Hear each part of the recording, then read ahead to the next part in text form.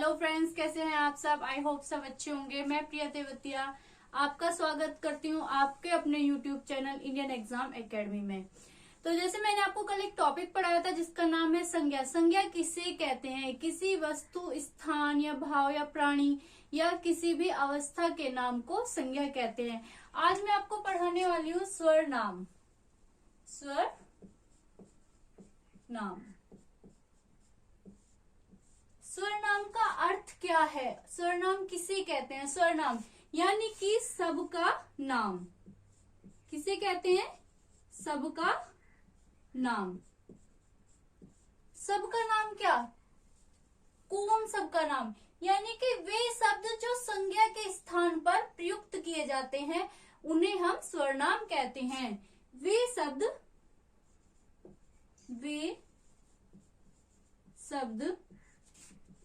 जो संज्ञा के स्थान पर प्रयुक्त किए जाते हैं, प्रयुक्त किए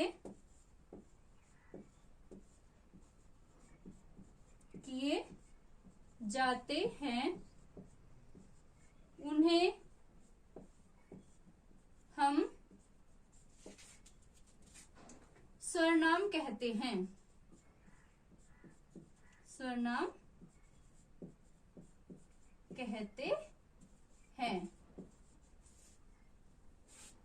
स्वरनाम किसे कहते हैं? वे शब्द जो संज्ञा के स्थान पर प्रयुक्त किए जाते हैं उन्हें हम स्वरनाम कहते हैं। जैसे कि देखिए आता है कि राधा एक अच्छी लड़की है। राधा एक अच्छी लड़की है।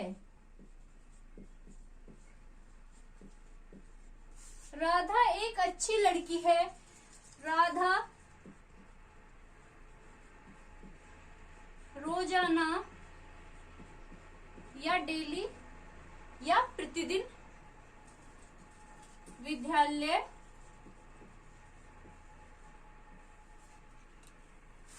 जाती है।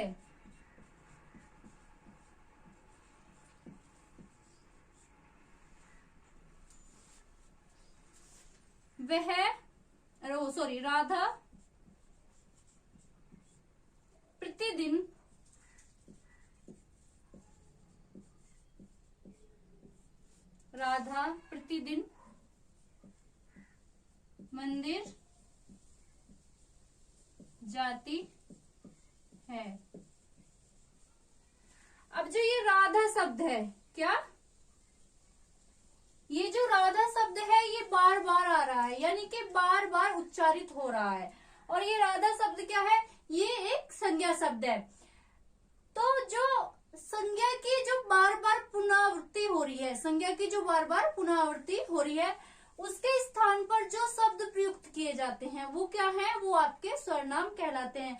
यानी कि संज्ञा शब्द की बार बार पुनरावृत्ति को रोकने के लिए जो शब्द प्रयुक्त किए जाते हैं वह आपके स्वरनाम शब्द कहलाते हैं। जैसे आ जाए कि राधा एक अच्छी लड़की है।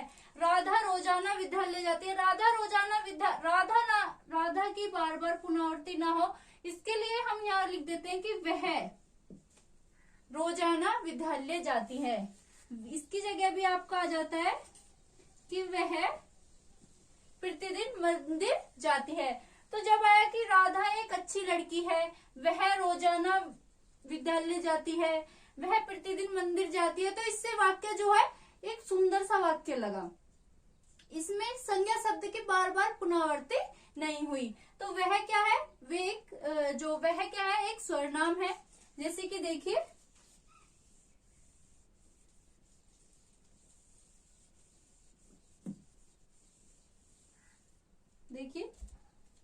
यह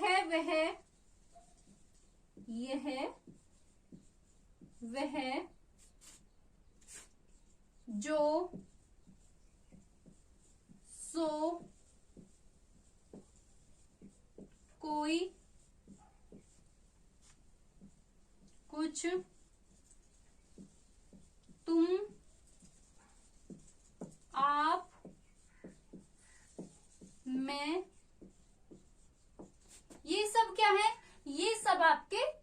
स्वरनाम है। ठीक है, उसके बाद आता है कि स्वरनाम के भेद कितने हैं। उसके बाद आता है आपका, देखिए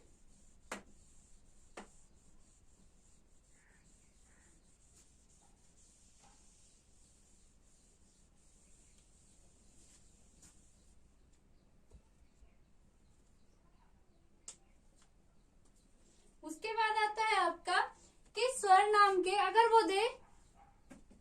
अगर वो आपसे पूछे कि स्वरनाम के भेद कितने हैं, तो स्वरनाम के 6 भेद हैं। अगर वो आपसे पूछे रूप या उत्पत्ति के आधार पर, रूप या उत्पत्ति के आधार पर स्वरनाम के कितने भेद हैं, तो स्वरनाम के 2 भेद हैं। अगर आपसे पूछे प्रयोग या व्याकरण के आधार पर, प्रयोग या व्याकरण के आधार पर स्वरनाम के भेद कितने हैं, तो आपके 6 हैं। कितने भेद हैं? 6 भेद हैं। अब आता है कि रूप या उत्पत्ति के आधार पर स्वरनाम के 2 भेद हैं। कौन कौन से भेद हैं? नंबर 1 मूल स्वरनाम। कौन सा? मूल स्वरनाम। नंबर 2 आपका यौगिक स्वरनाम। कौन सा? यौगिक स्वरनाम। ठीक है, यहां तक दिखाई दे रहा है, शायद मुझे लग रहा है कि नीचे दिखाई दे रहा है। अब आता है कि मूल स्वरनाम की जो संख्या है वह कितनी है। अगर आपसे पूछे कि मूल स्वरनाम की संख्या कितनी है, तो मूल स्वरनाम की संख्या आपकी 11 है। कितनी है? 11 है। तो 11 में देख लीजिए आपका कौन कौन से हैं। मैं, तुम, आप, जो, सो, कोई, कुछ, मैं, तुम, आप, जो, सो, कोई, कुछ, ये, वे,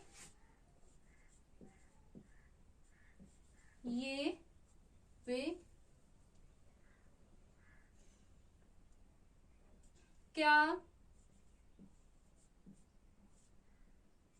मैं, तुम, आप, जो, सो, कोई, कुछ, ये, वे, क्या, और आपका आता है यह और वह।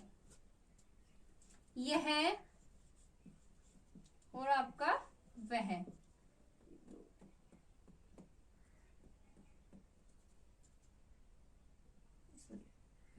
ये क्या नहीं होगा इसमें बेटा क्या नहीं आएगा, ये, वे और यह वह। ठीक है, ये क्या है? अगर वो आपसे पूछता है कि मूल स्वरनाम की संख्या कितनी है, मूल स्वरनाम की संख्या 11 है। अगर वो पूछता है आपकी कि यौगिक स्वरनाम की संख्या कितनी है, तो जो आपके यौगिक स्वरनाम है बेटा वे सब आपके अगिनत है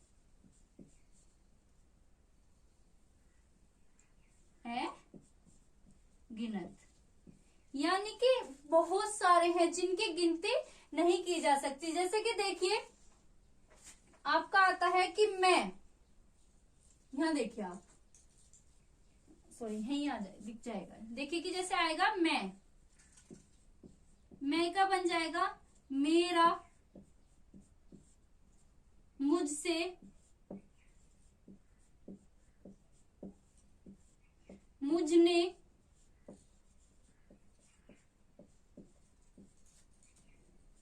मुझको।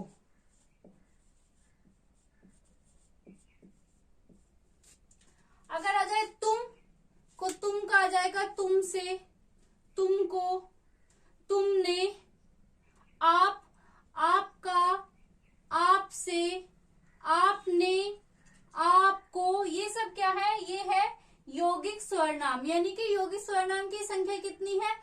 अगिनत है, यानी कि इनकी गिनती नहीं की जा सकती। और मूल सर्वनाम की संख्या कितनी है? 11 है। जैसे कि मैं, तुम, आप, जो, सो, कोई, कुछ, यह, वह, ये, वे, ये सब क्या है? ये सब आपके मूल सर्वनाम है। उसके बाद आता है कि आपका कि सर्वनाम के भेद कितने हैं। उसके बाद आता है कि सर्वनाम के भेद कितने हैं। तो सर्वनाम के 6 भेद हैं प्रयोग या व्याकरण के आधार पर।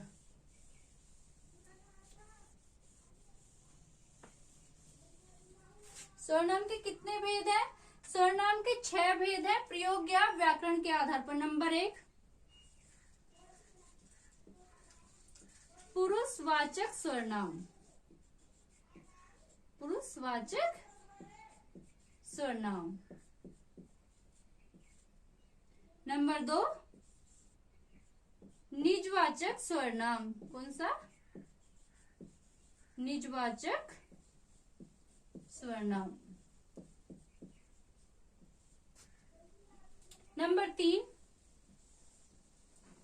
निश्चय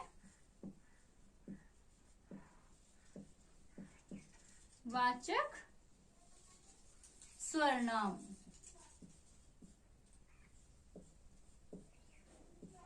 नंबर 4, अनिश्चयवाचक सर्वनाम। अनिश्चयवाचक सर्वनाम। नंबर 5 में यहां लिख रही हूं। नंबर 5 आपका पर्सनवाचक सर्वनाम। पर्सनवाचक सर्वनाम। नंबर 6 आपका संबंधवाचक सर्वनाम। संबंधवाचक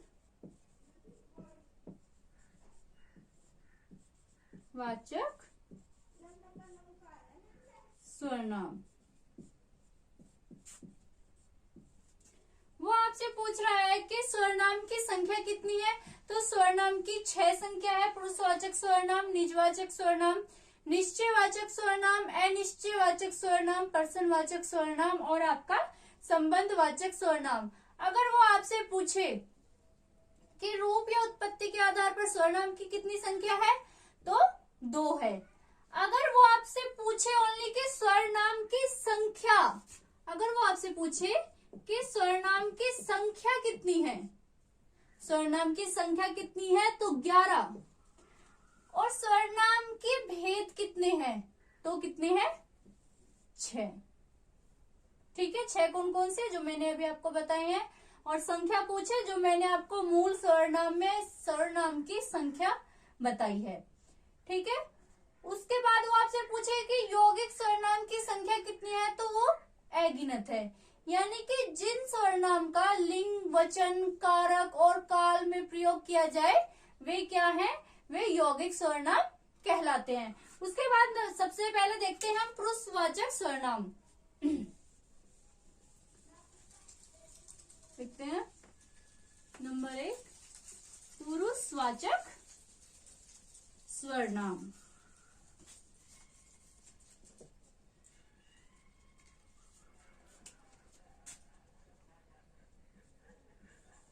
नंबर 1, पुरुषवाचक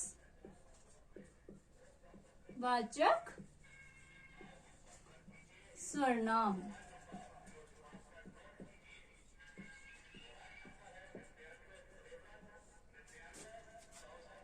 वे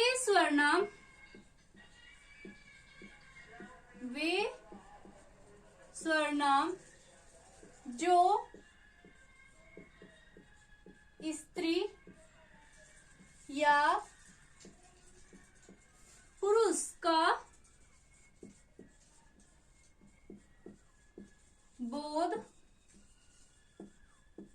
कराते हैं वे पुरुषवाचक सर्वनाम कहलाते हैं। पुरुषवाचक सर्वनाम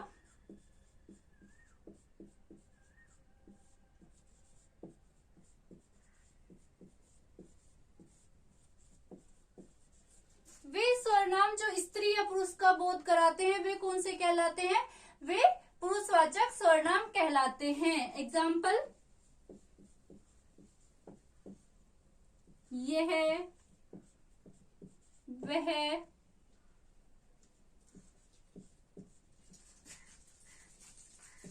आप, मैं और तुम। पुरुषवाचक सर्वनाम कौन से कहलाते हैं? जो स्त्री या पुरुष का बोध कराते हैं वे पुरुषवाचक सर्वनाम कहलाते हैं। यह, वह, आप, मैं, तुम। अब आता है कि पुरुषवाचक सर्वनाम के जो भेद हैं वे कितने हैं, या पुरुषवाचक सर्वनाम कितने प्रकार के होते हैं? तो वो आपके 3 प्रकार के होते हैं। कितने प्रकार के होते हैं? 3 प्रकार के होते हैं। कौन कौन से होते हैं? उत्तम पुरुष, उत्तम पुरुष। नंबर 2 आपका मध्यम पुरुष,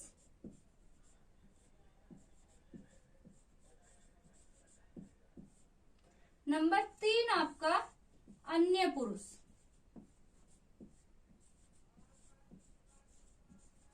अन्य पुरुष। उत्तम पुरुष कौन सा है, या उत्तम पुरुष कौन सा होता है? उत्तम पुरुष यानी कि जो कहने वाला हो, यानी कि वक्ता। उत्तम पुरुष कौन सा है? कहने वाला।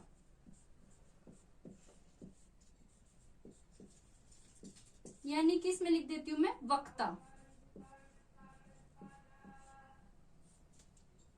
मध्यम पुरुष कौन सा होता है? जो सुनने वाला हो, यानी कि जो अपनी बात किसी दूसरे को सुना रहा है। मध्यम पुरुष सुनने वाला।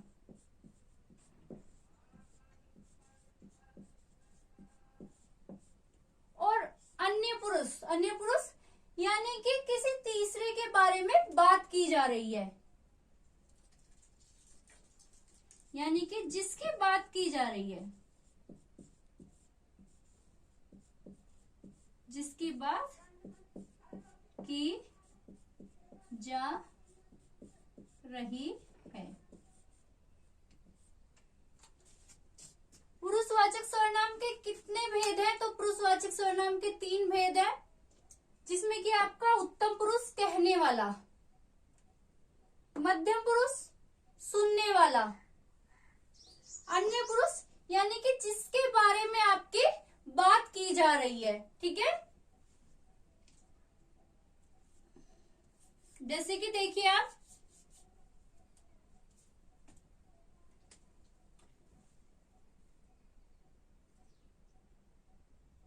उत्तम पुरुष आता है आपका सबसे पहले। उसमें देखिए, इसमें आ जाएगा आपका मैं, हम, मुझको या हमसे। ठीक है, उसके बाद मध्यम पुरुष यानी कि जिसके बारे में, मतलब जिसे जो हमारी बातों को सुन रहा है। तुम, आप,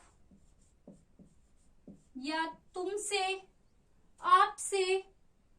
ठीक है, उसके बाद अन्य पुरुष यानी कि जिसकी बात की जा रही है, जिसमें कि आ जाएगा आपका यह,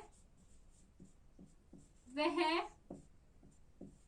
ये, वे।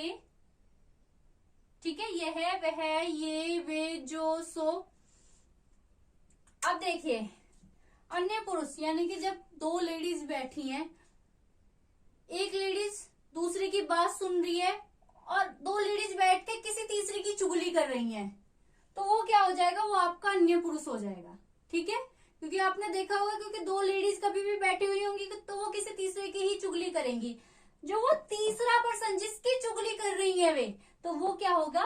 वो आपका अन्य पुरुषवाचक सर्वनाम होगा। देखिए, जैसे इनके एग्जाम्पल देखिए,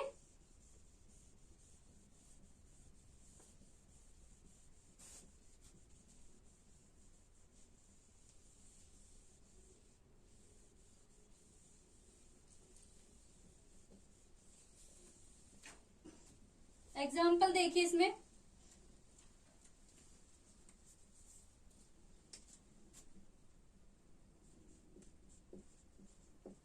मैं तुमसे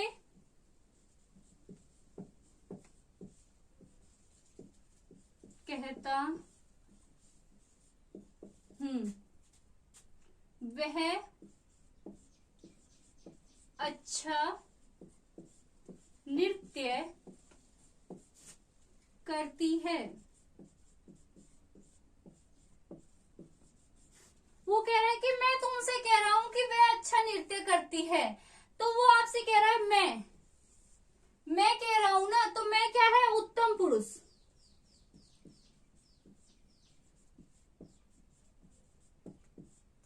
तुमसे वो क्या हो गया, मध्यम पुरुष, यानी कि जो उसकी बात सुन रहा है।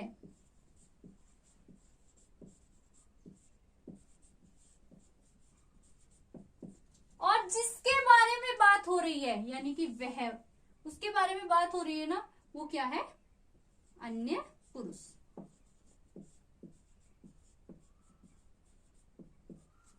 ठीक है। अब उसके बाद आता है नंबर 2 आपका,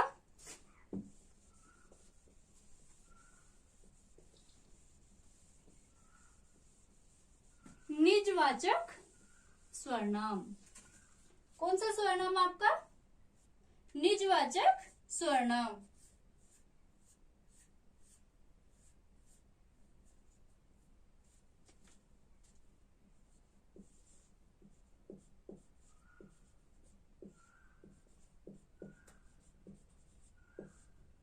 निजवाचक सर्वनाम,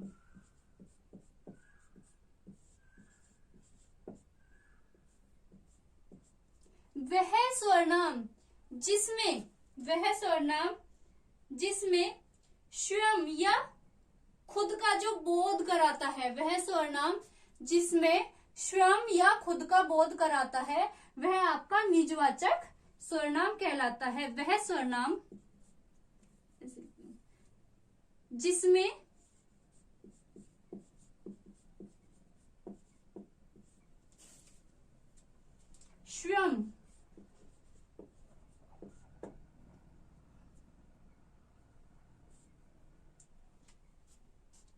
स्वयं या खुद का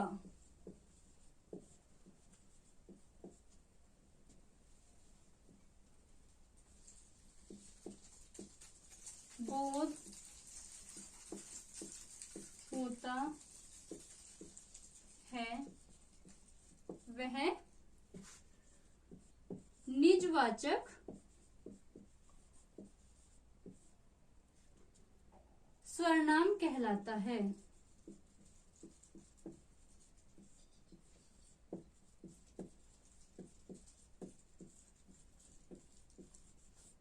जिसमें स्वयं या खुद का बोध होता है, वह आपका निजवाचक सर्वनाम कहलाता है। एक गिलास पानी पी लो पहले बेटा, गला सूख गया है।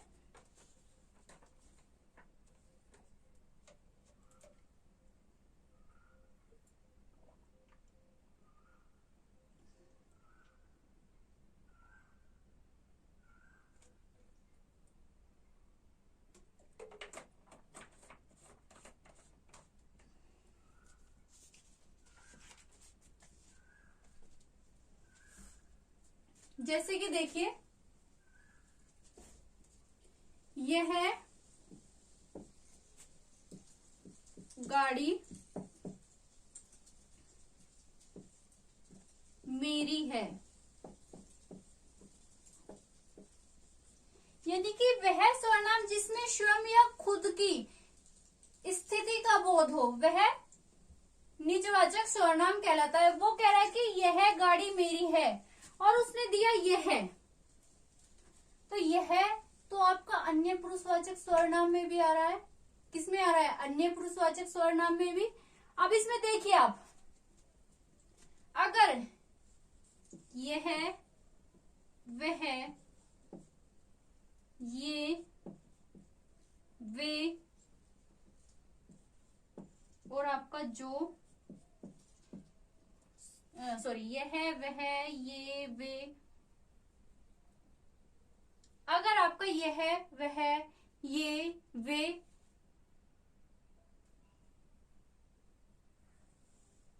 किसी स्त्री या पुरुष,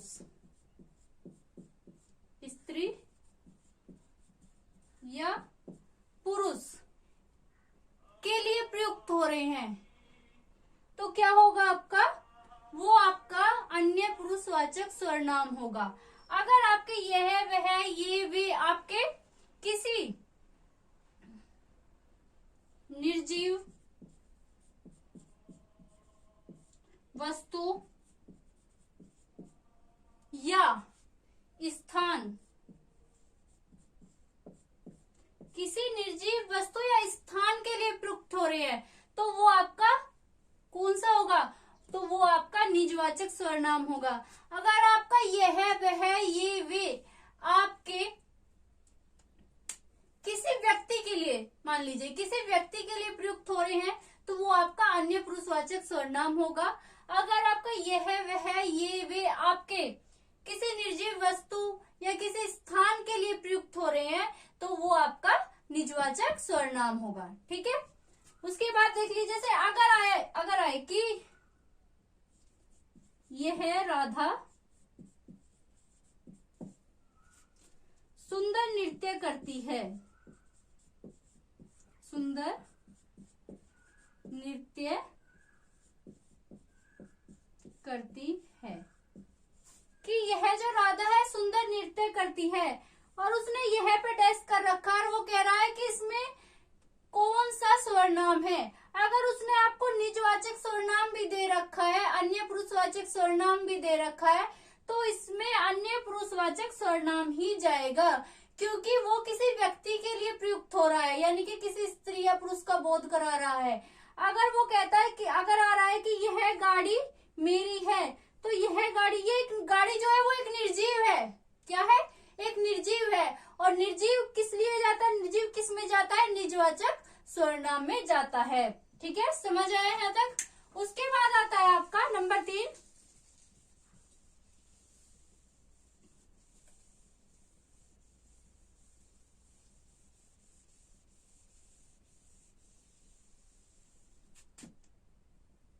उसके बाद आता है आपका नंबर 3 निश्चयवाचक सर्वनाम। नंबर 3 आता है आपका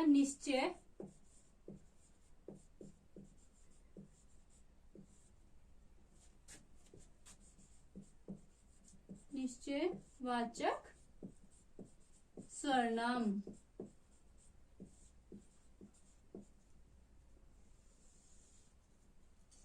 वह सर्वनाम जिसमें किसी की निश्चित स्थिति का बोध हो रहा है, कि ये चीज निश्चय है, कि ये चीज निश्चय है, तो वह क्या है, निश्चयवाचक सर्वनाम है, जिसमें किसी की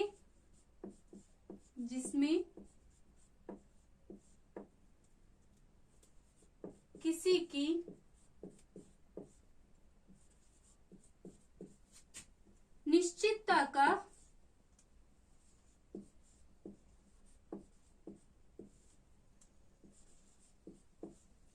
बोध हो रहा है,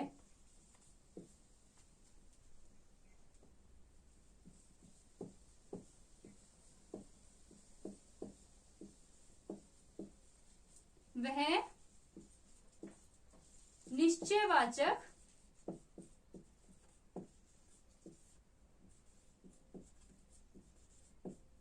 निश्चयवाचक सर्वनाम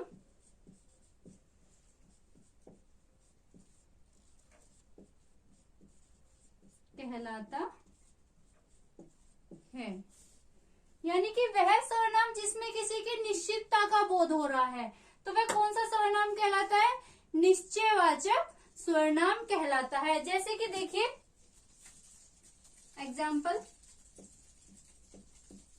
यह कलम है, वह पेन है, वह पेन है, यह घड़ी है।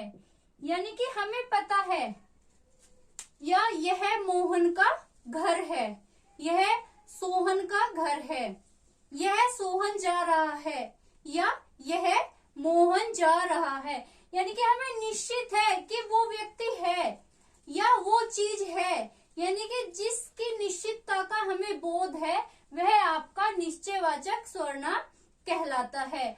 यानी कि यह मार्कर है कि हमें पक्का पता है कि ये मार्कर है, यानी कि हमें इसकी निश्चितता का बोध है। यह सोहन का घर है, हमें पता है, या हमें कि यह सोहन का घर है, हमें पता है इसकी निश्चितता का, तो वो क्या है आपका निश्चयवाचक सर्वनाम कहलाता है। नंबर 4 आपका आता है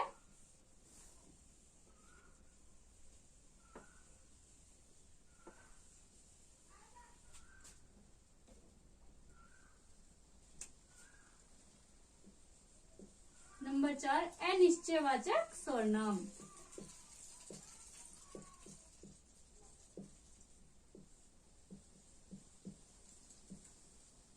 वाचक सर्वनाम।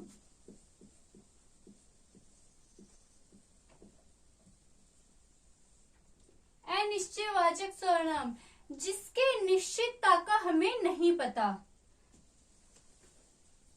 जिसकी निश्चितता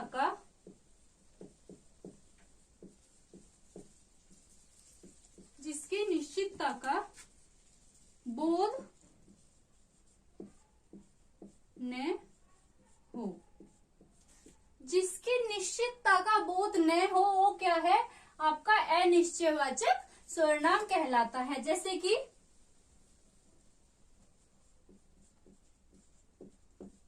दरवाजे पर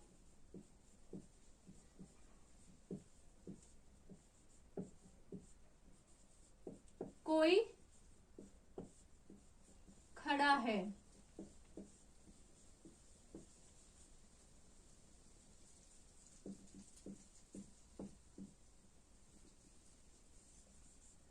यहाँ कुछ पड़ा है, यहाँ कुछ पड़ा है।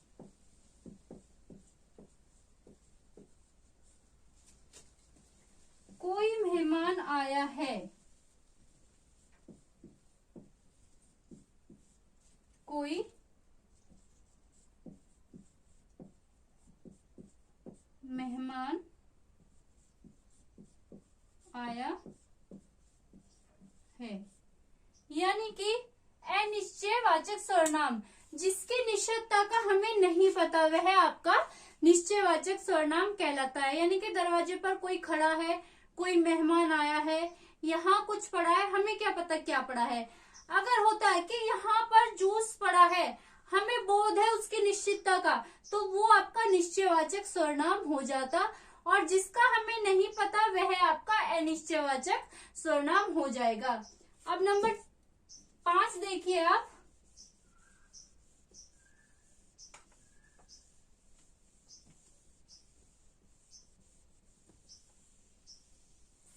नंबर 5 आपका पर्सनवाचक सर्वनाम।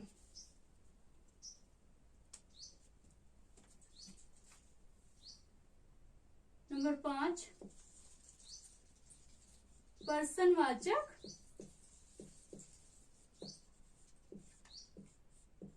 सर्वनाम।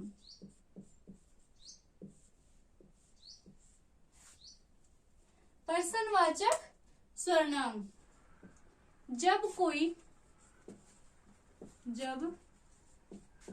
कोई पर्सनवाचक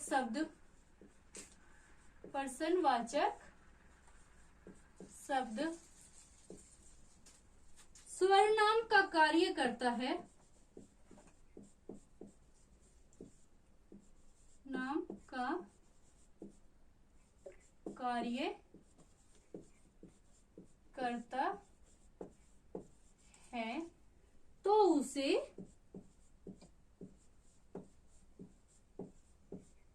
पर्सनवाचक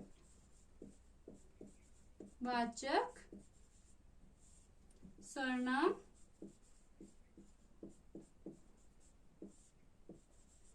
कहते हैं। जैसे कि तुम कहाँ जा रहे हो, तुम कहाँ जा रहे हो,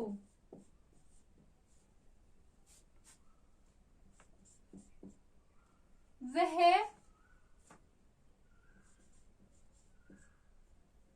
कब आएगा, तुम क्या लाए हो,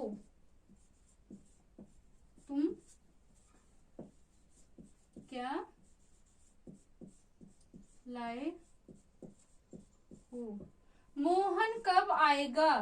यानी कि पर्सनवाचक सर्वनाम कौन सा होता है, वह पर्सनवाचक शब्द, वह पर्सनवाचक शब्द जो किसी सर्वनाम का कार्य करता है तो वह पर्सनवाचक सर्वनाम कहलाता है। यानी कि जैसे तुम, कब, कौन सी और क्या, ठीक है। तो कौन सा सर्वनाम है, ये आपके पर्सनवाचक सर्वनाम है। नंबर 6 आपका संबंधवाचक सर्वनाम।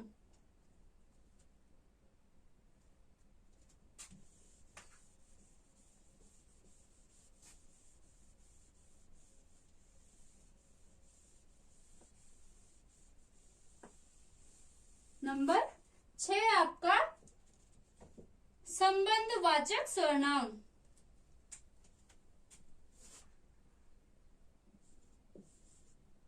संबंध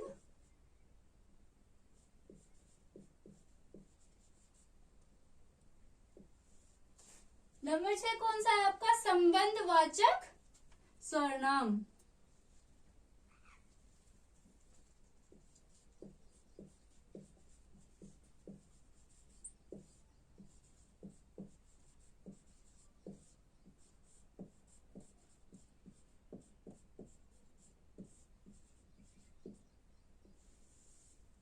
संबंधवाचक सर्वनाम वह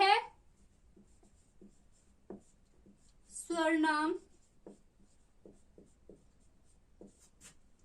जो दो संज्ञा पदों या दो सर्वनामों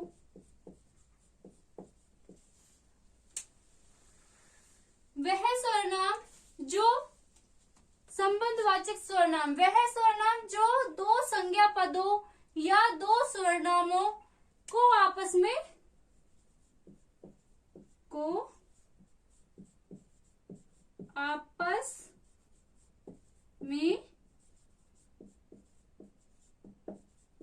जोड़ता है वह कौन सा सर्वनाम कहलाता है, वह संबंधवाचक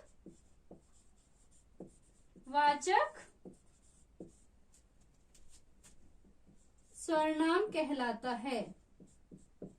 संबंधवाचक सर्वनाम कहलाता है। यानी कि देखिए एग्जाम्पल, जो बोएगा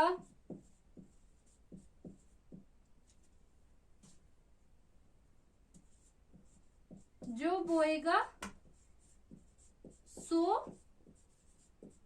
काटेगा, जो बोएगा सो काटेगा, या जैसा करोगे वैसा भरोगे, या जैसी करनी वैसी भरनी, वो क्या है, वो आपका संबंधवाचक सर्वनाम है। यानी कि जो दो संज्ञा पदों या दो सर्वनामों को आपस में जोड़ता है वह क्या कहलाता है, संबंधवाचक सर्वनाम कहलाता है। यानी कि जो बोएगा सो काटेगा। आप एक नजर में देखिए,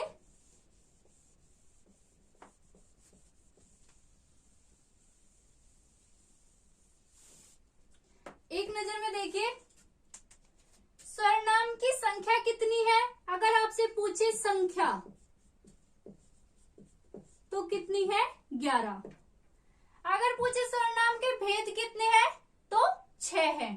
कौन कौन से, नंबर 1 पुरुषवाचक सर्वनाम, पुरुषवाचक पुरुषवाचक सर्वनाम। नंबर 2 आपका निश्चयवाचक, नंबर 2 आपका निजवाचक,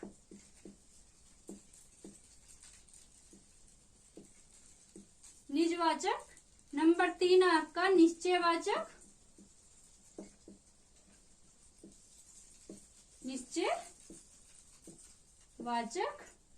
नंबर 4 आपका नंबर 4 आपका अनिश्चयवाचक,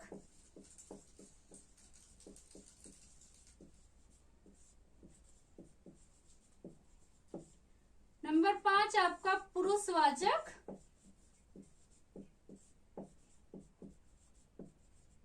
और नंबर 6 आपका संबंधवाचक।